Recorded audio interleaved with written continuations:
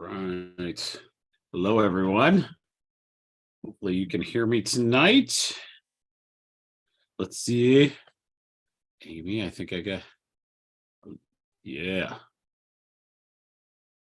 right. See if we have that same issue. I might have that same issue, Aim. So let me Okay. promote you. There we go.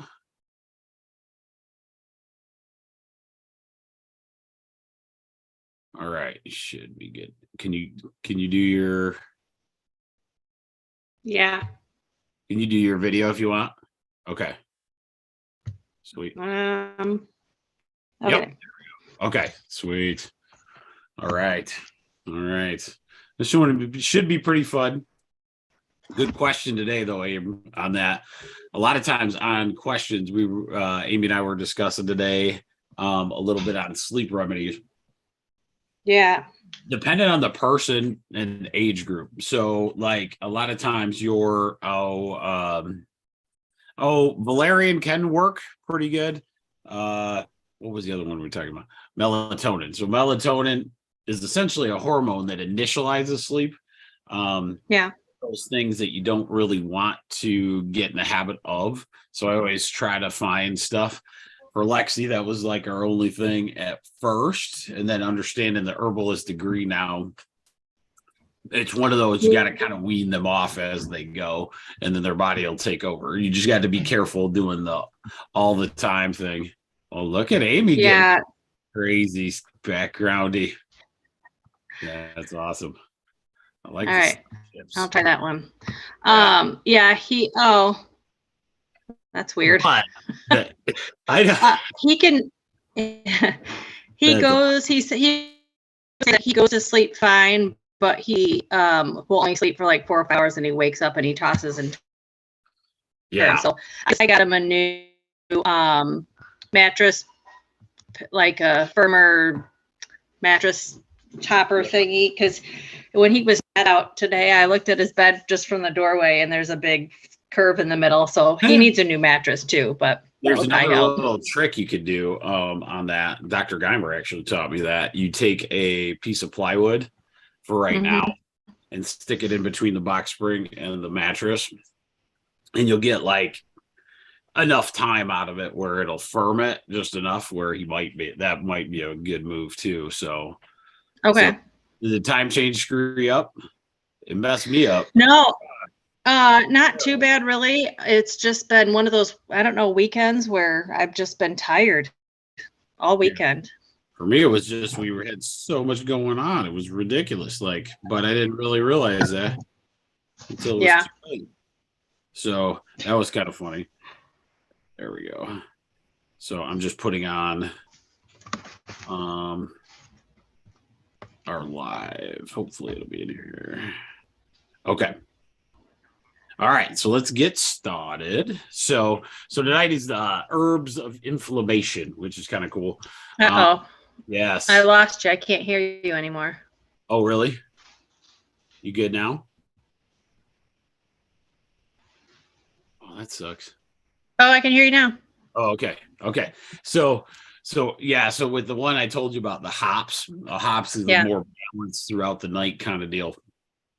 The older groups will tend to that one more, so it might do the trick for them. So that would be it.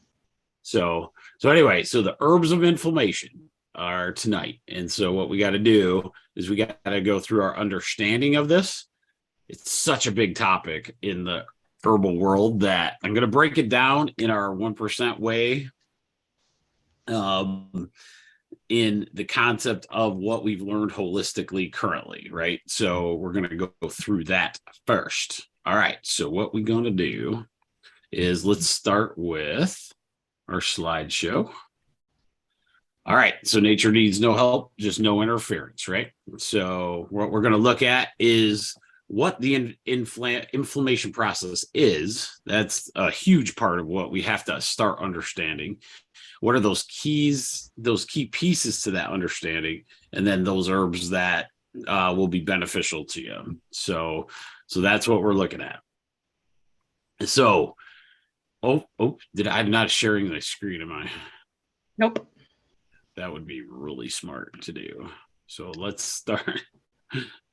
Hang on. You guys just come for the entertainment, I'm sure. Yep. All right. That's all it is. That's all it is. That's right. And now we can do it. All right. I was wondering why I wasn't showing that little cool thing in the corner. All right, we did this one. Nature needs no help, no interference. What we're going to look at tonight. Okay. Inflammation is the root of so many conditions. And most of the time, if you're going to do one thing or another, it is worth changing your habits with inflammation. And we'll go into that as we go forward. But what we need to do first is understand what inflammation is. And with that, it's a little more complex than people realize, but it's kind of easy to understand as we go. So you always, in your back of your mind, think of all those chronic inflammatory conditions that we hear about daily nowadays. You talking from irritable bowel syndrome to chronic fatigue to so many different arthritises to chronic, what is it called? The chronic fatigue syndrome, all those things that are so rampant that we have to start looking at those.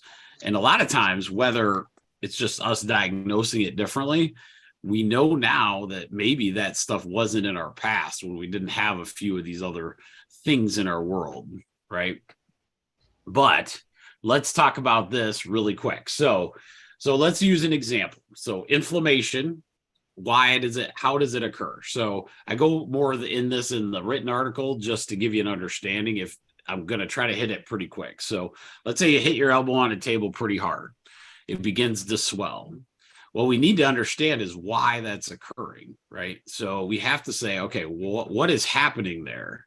So you hit your elbows hard enough to create damage within that area, right? So think of a road on your, let's say a tree limb comes down on your road and like cracks the pavement. Okay.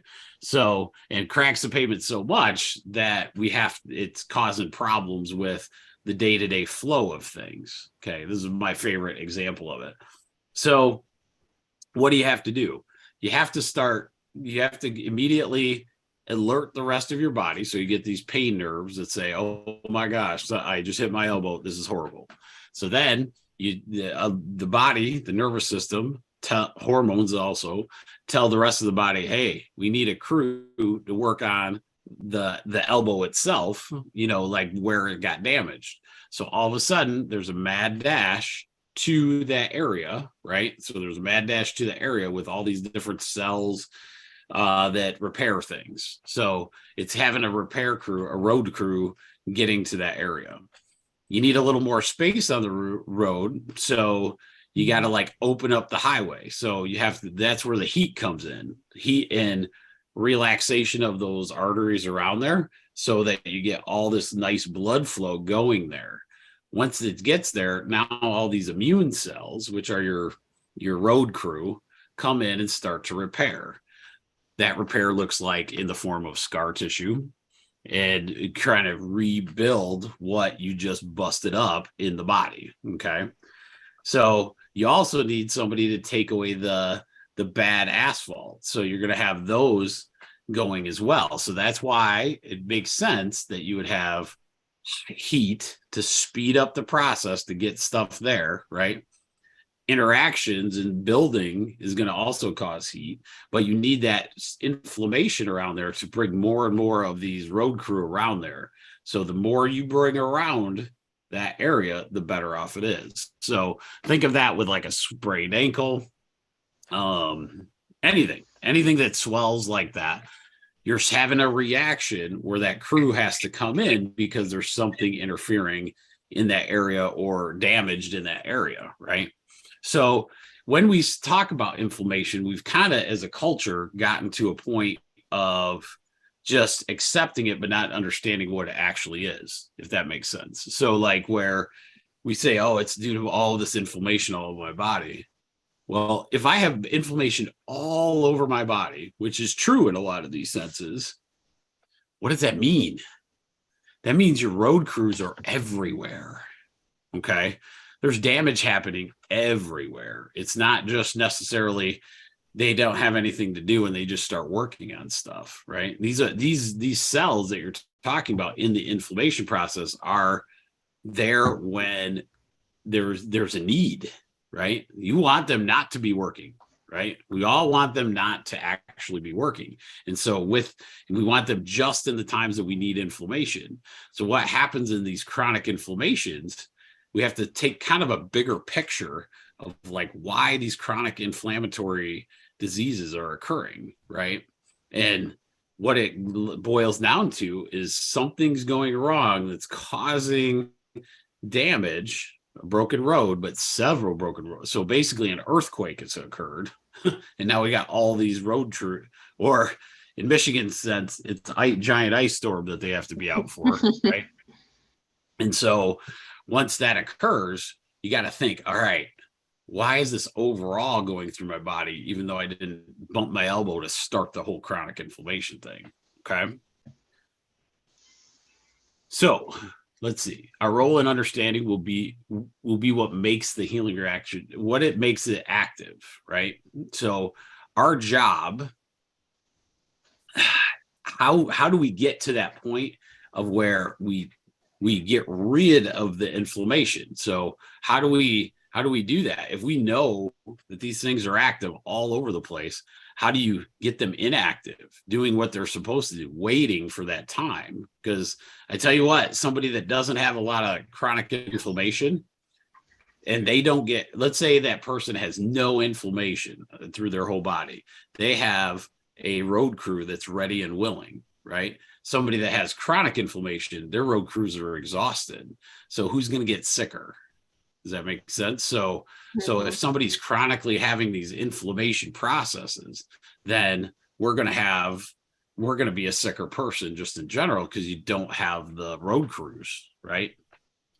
All right. So we understand that the three that we must look at, other than just herbals, right, is thoughts, toxins, and trauma. Okay. So it all rolls back in our chiropractic philosophy to these three.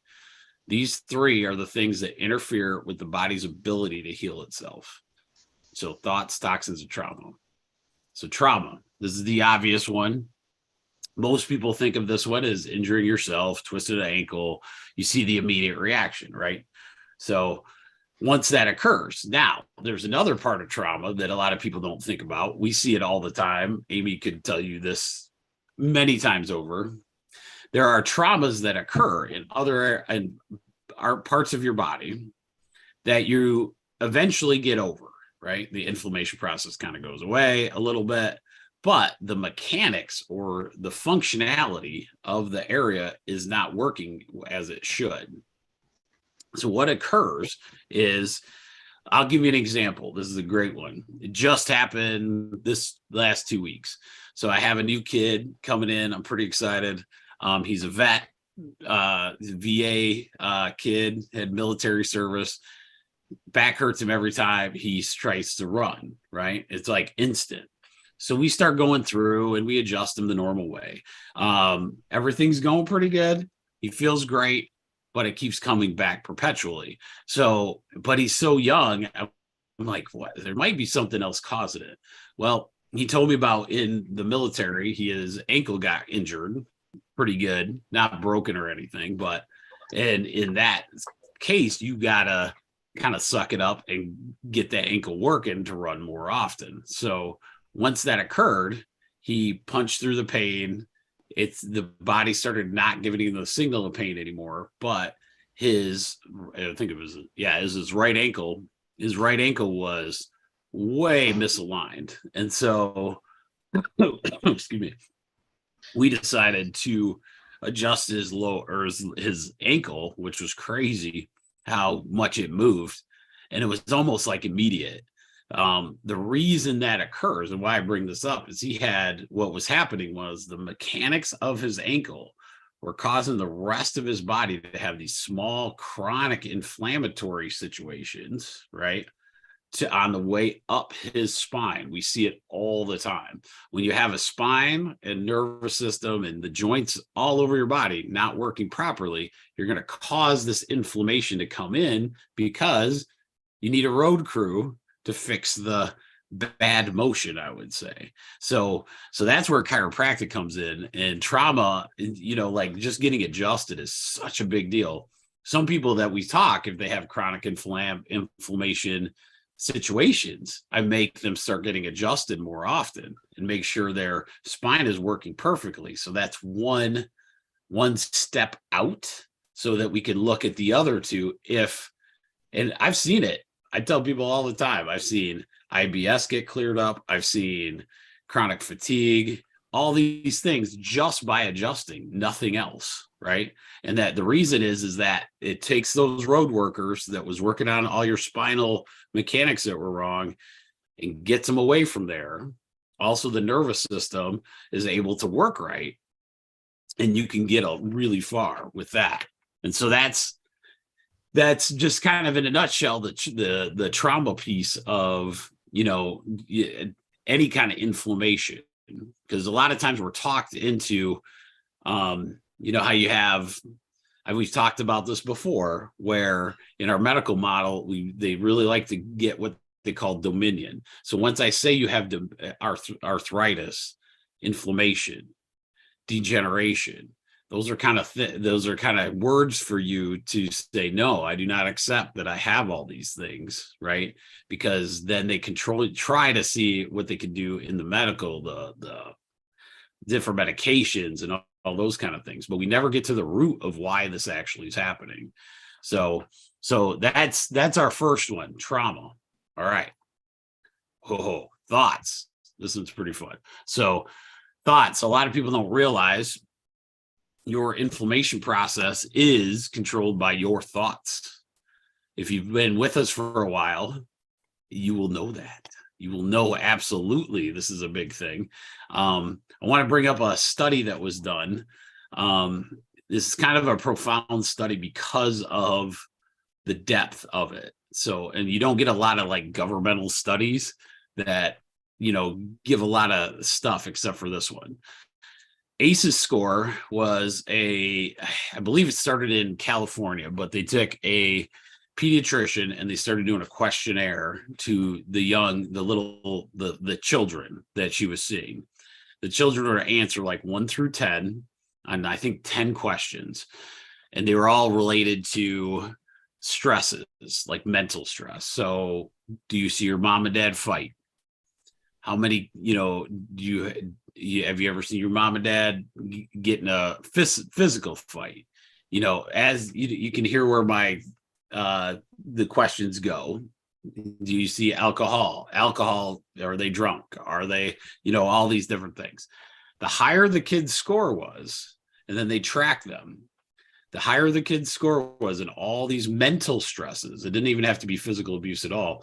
Mental stresses, it was a straight trajectory to chronic inflammation problems later. Why? Because we have 2 different nervous systems. We have 3 actually, but 2 probably. Before I say that, we'll just say they're the 2 I'm going to talk about. Let's say that. So 2 involuntary nervous systems. You have the parasympathetic that we've talked about before, which is your rest and digest and everything's good. That's when you want to eat a meal. Everything's relaxed. And then you have the sympathetic nervous system. The sympathetic nervous system is your fight or flight.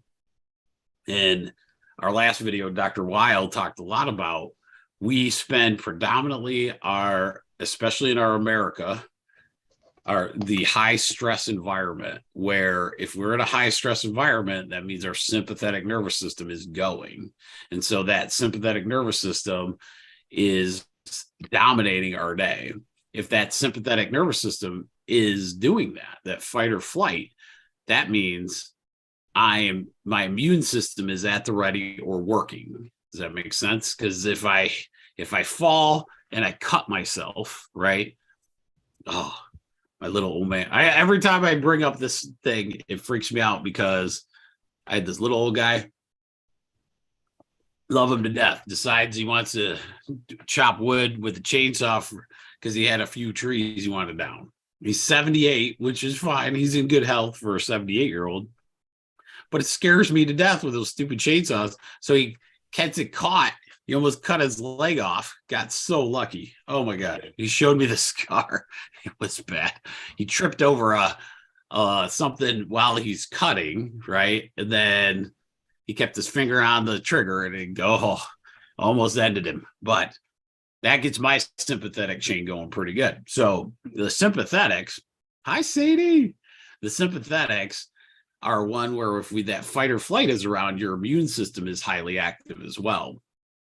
So with that, what occurs is you have this immune system going constantly. Well, if the predominant part of our day is that with these high stresses of the world, then you're going to have that, right? So that's where thoughts come in. Major player in the inflammation process. So just to let you guys know that. So all of them are equally as crappy for you to have, but that's how it goes. Now, the one that we all kind of think about and is known well, which is toxins. Okay, so toxins. So thoughts, trauma, toxins. Toxins. We live in a world where most of the things we eat, a vast majority of them have chemicals that we have decided are acceptable for us to eat. Okay. These chemicals are made for flavor. They're made for reducing calories or all the different things, right? They're made to replace actual natural foods, right? With that, there's a heavy burden that we've really paid the price for. And that is introducing chemicals into our body that are essentially a foreign invader. So when you have these foreign invaders in your body, I'll give you an example. I could do I don't know if you guys can see this, but I'll wait until we're at the end. But there's a good example of how sugar works. So sugar is basically, they had to figure out a way to bring it in. So they use the chemical would be the truck, the dump truck. Okay. So they had to have a chemical makeup, and then the molecule of sugar sits in the dump truck. So what happens, and this is a lot of your fake sugar. So you can name them all. They're pretty much anything that doesn't say sugar is pretty much somewhat fake. There's a couple out there that you can argue with me on that, but they're still chemically altered. So we're not sure yet if it's like an enemy to your body. But this dump truck has inside its bed is the chemical, the sugar that they have to bring in. So the dump truck comes in your body. Let's use high fructose corn syrup. So the truck comes in, drops off the sugar, and then the truck is just there. Well, then the immune cells of your body think the dump truck, the empty dump truck now is an enemy to your entire body. So it activates and tries to get rid of this high fructose corn syrup, right? So most of the things we eat shouldn't get our immune system going crazy. Does that make sense? So toxins, and there is a host, and it is so worth your time to understand all the different ones. I'll give another example that's not a food. I think I'm very allergic to different deodorants. I've had to go to the weakest of almost like a female deodorant that was like more of a powder. Before, every time I'd have my lymph nodes like start swelling up. I knew, but me knowing what I do, it's a little better than the guys of your life that may not even be paying attention to this, right? So I knew, I'm like, something ain't right with that. If your lymph nodes are swelling, and I could actually like feel that stuff. So I switched immediately to a more like essential oil type situation. You know, you'd think, dude, need it. Definitely need deodorant with what I do. I'll even do it twice a day if I have to, versus wear that stuff that was whatever was in there that was causing the reaction, it was not good, right? So that's where the toxins are. So I wanted you to understand this before we go into the herbs of inflammation, because if a lot of times, like in our herbal coaching section that Amy and I are starting to do at a better pace now. So it's been pretty cool. When we do that, we look at all these different things before we say, okay, let's just start taking things, right? Because we have to know, is there something going to interfere with that ability to function? Like all things, most of my herbs that I'll ever teach you are going to be better if your gut is good, your toxins are not interfered with, right? So all these things have to be, they all come together. All right. This is going to be the fun part. All right. So herbs and the substances to look for. I'll tell you why I say that. In turmeric, there is a substance, and you're going to see this in a lot of different nutritional supplements that you can get in different places. And it's called curcumin. Curcumin is something that does a really good job with regulation of the immune system. So you got to think, the inflammation process. So the inflammation process goes through, and I won't bore you, but this big giant, it's got like a cascade of different reactions, chemical reactions to get that inflammation going. Curcumin kind of regulates that so it doesn't go over the top, right? And something that I learned in this herbal training is, like, turmeric is a good example. Ginger has it as well. A lot of your culinary herbs and spices will as well, but turmeric, one of the biggest problems with all these different herbs that we're going to talk about, there's two parts. One, it's good and it's bad. The good, it's not digested in your gut very well. That actually is a good thing. Okay.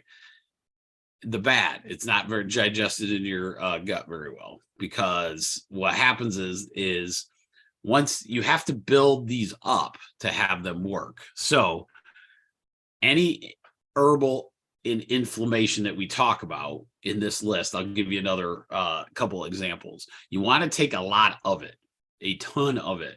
Almost what I tell people, if you're going to do turmeric, you almost got to do food grade, like food level amounts, right?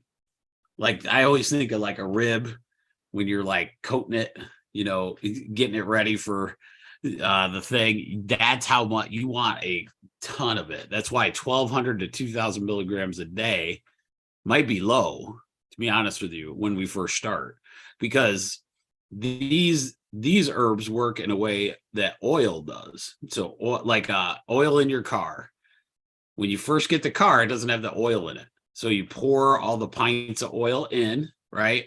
You get it topped off, and then over time that oil will start to dissipate. That's when you start taking regular, because we see this all the time with any herbs of inflammation. The biggest mistake is people will start with like 2 a day. So that's like taking an empty oil canister and filling it with like 2, with a pint. It's not going to last you very long and it won't work, right? So you have to build these herbs up over time, and that's when you'll start seeing some massive changes with them. I think partly is because turmeric made such a big name. They were on the bandwagon with it, which is awesome because they actually were seeing the results. And then the people that didn't really do the research on it were like, oh, okay, I tried two a day and it didn't work. And I go, honestly, if you take, it's like 6 or 8 a day, it ain't going to hurt you. It's a herb, right? It's basically a culinary herb. So you have to just build it up in your system and then it'll start working. The same is with ginger as well. So ginger does the same thing. I think ginger personally is better than turmeric. I think you can use it in food a little better in our American diet. My Indian population, they are masters at turmeric. So you'll get enough over if you eat Indian food for sure. But ginger is another way to go. You can do this in teas. Turmeric tea, not very good. Ginger lemon tea, I could live with that, right? So chamomile is another one that's fantastic, but this one also is really, really good for your younger kids. And that is it, or your older population that's like the age, your elders. So, and that are thinner, have a little more. Chamomile is good for every age though, but this is a little less what I call like caustic or hard on you, right? So it's not as strong, but chamomile can be massive. So culinary herbs and spices. This is big, just cooking with spices that are not old, like what we talked about, I think a bunch of weeks ago now, but you can't have, don't use herbs like the herb or spices that are 10 years old out of your counter or out of your cabinet. Cause that, you want to have something close to fresh as much as you can, and you get more of that curcumin kind of aspect out of it. This one's kind of weird. Loose teas. So loose tea means using the leaves, right? Don't use just like the little powders that they come in like the tea bags. Sometimes getting the loose leaf tea can be it's just a side effect is that you get this anti-inflammatory aspect. The last one on this list is one that if you're interested, you should probably seek out doctor, chiropractor before you start using it. Licorice is one that is phenomenal at a lot of different things. But it has with people with heart conditions and heart medications, they got to kind of be careful because it is that effective that you have to see what they're on before you even think about doing something like that. So just my little disclaimer, do not try this by yourself on that one. But the rest of them, tea form, ginger, all those different things. We got a couple supplements at the office. There's tons of different ways to get these different ones.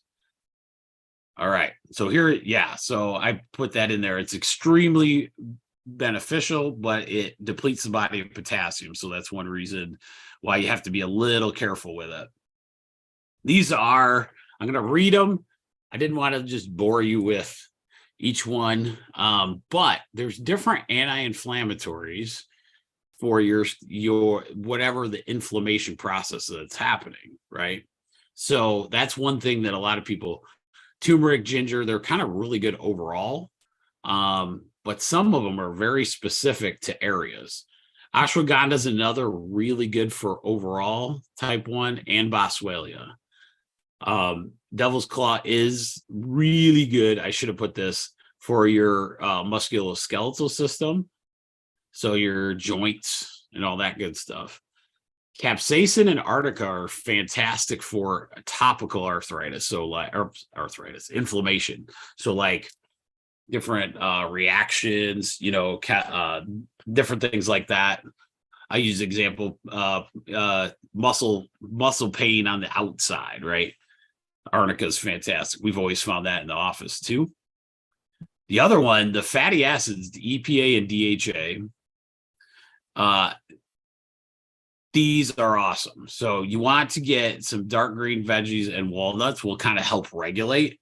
It's not necessarily an herb, but what happens is like that regulation is another way to do it. So your EPA, your DHA, fatty acids in the different dark green veggies. Walnuts is the big seed that has that, or nut that has that.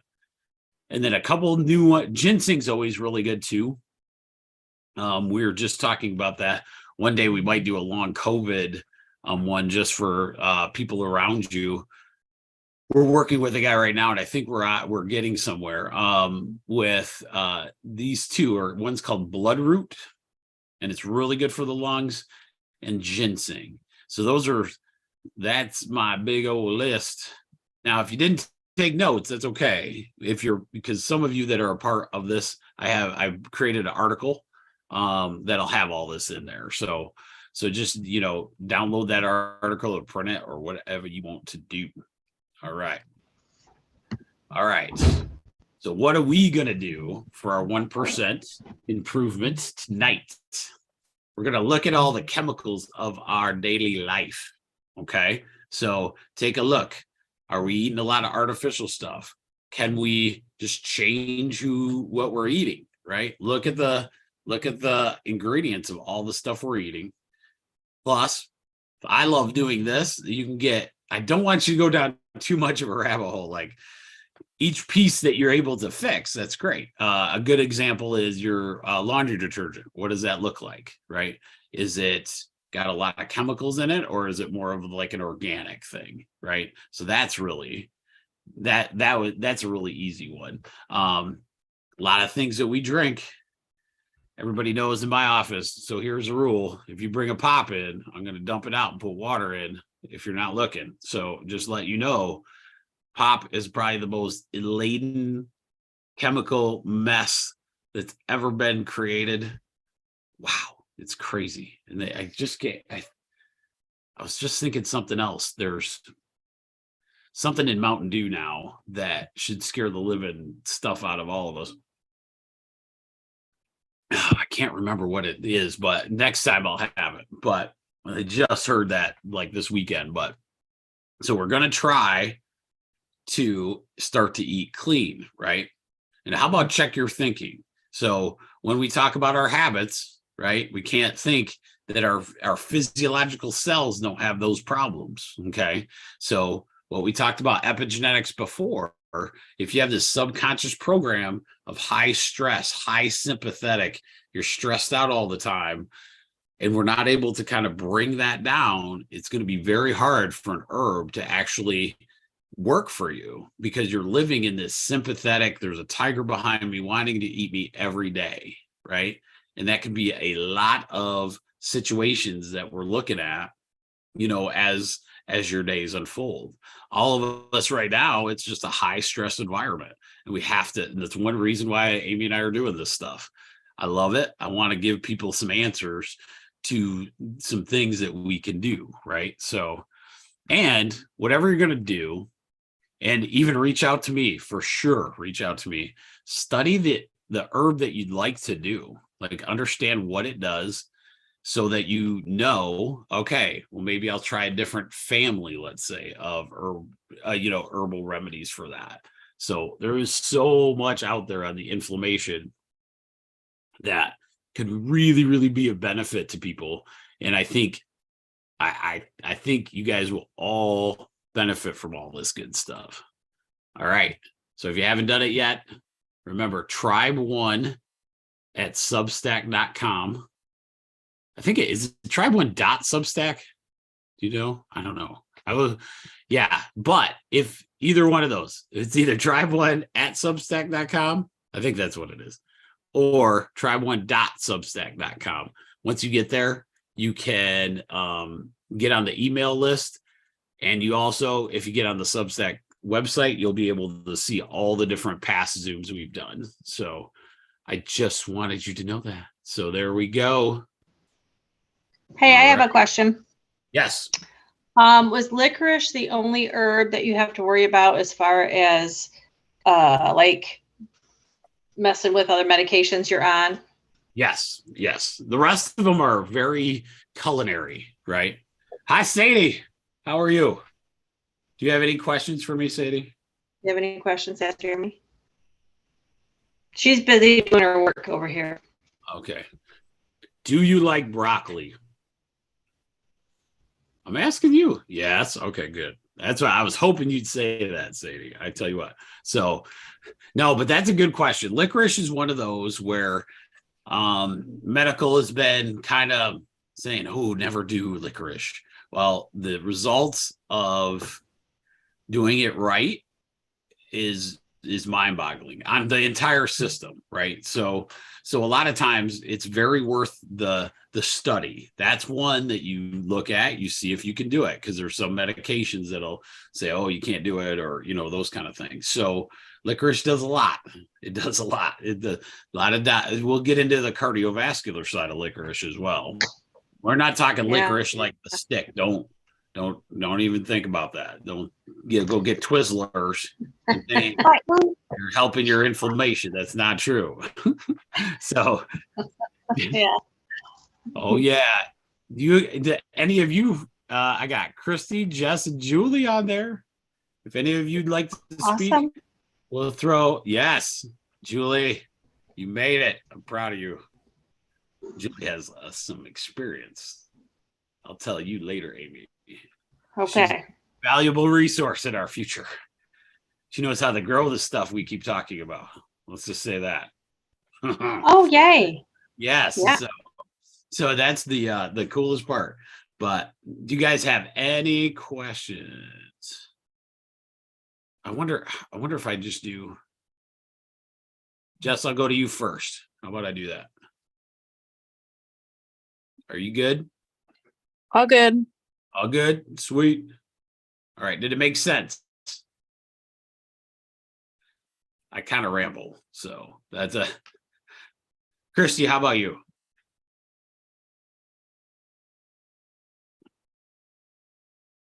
Christy, if you're sleeping again, I don't know what I'm gonna do with you. I don't know. I know you're not sleeping. I'm just kidding. I'm just I love it. But no, there she is. I'll leave you alone. You can speak, your mic is off. Mm. Oh, Okay. does that wake you up? No, not at all. I'm just kidding. I'm sorry. Do you have any questions? Are you I good? do. I'm good. Okay, perfect. This is kind of cool. We got and then I'm gonna go to now. I will go to Julie. Do you have any questions?